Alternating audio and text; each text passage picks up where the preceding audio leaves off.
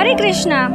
તમે લોકોએ 5 સ્ટાર રેસ્ટોરન્ટથી લઈને 0થી લઈને 100 સુધીની રેટિંગ આપે એવા રેસ્ટોરન્ટ્સ જોયા હશે, જૈન રેસ્ટોરન્ટ્સ જોયા હશે, પણ આજે તમને લઈ જાઉં છું એક સ્પિરિચ્યુઅલ રેસ્ટોરન્ટમાં જેનું નામ છે ગોવિંદા.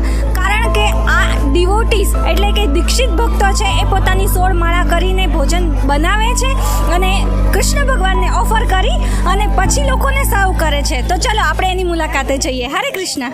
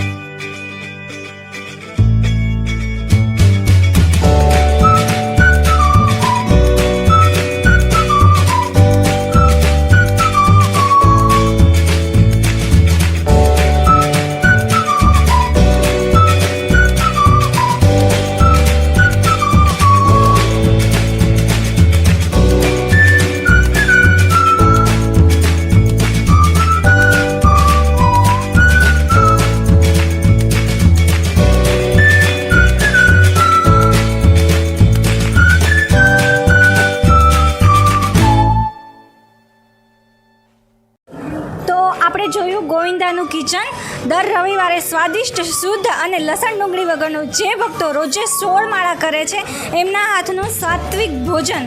તો જાણીએ આપણે કે જન્માષ્ટમીના દિવસે એ લોકો શું બનાવવાના છે. માતાજી શું બનાવ? હરે કૃષ્ણ. અમે જન્માષ્ટમીના દિવસે ફરાળી ઢોસા પણ બનાવવાના છીએ. તમે શું બનાવવાના છો? જન્માષ્ટમીના દિવસે અમે ફરાળી કચોરી પણ બનાવવાના છીએ.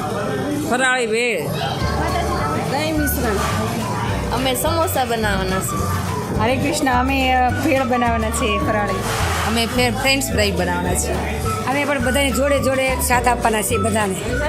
હરે કૃષ્ણ. અમે તે બધાની સાથે સાથે બધું ફરાળી બનાવીએ છીએ. ફરાળી બટેટા. હરે કૃષ્ણ માતાજી. અમે પકોડા બનાવીએ છીએ. તો તમે જોયું કે જન્માષ્ટમીના દિવસે આપણે અત્યંત સ્વાદિષ્ટ ફરાળી વાનગીઓનો સ્વાદ પણ માણી શકીશું ગોવિંદાની સાથે. હરે કૃષ્ણ. ચલો તો આપણે જાણીએ ગોવિંદાના જ એક આપણા ભક્ત છે જે અહીંયા રેગ્યુલર ખાય છે, તો એમને પૂછીએ કે તમને અહીંની કઈ ડીશ સૌથી વધારે ફેવરિટ છે. હરે કૃષ્ણ. હરે કૃષ્ણ.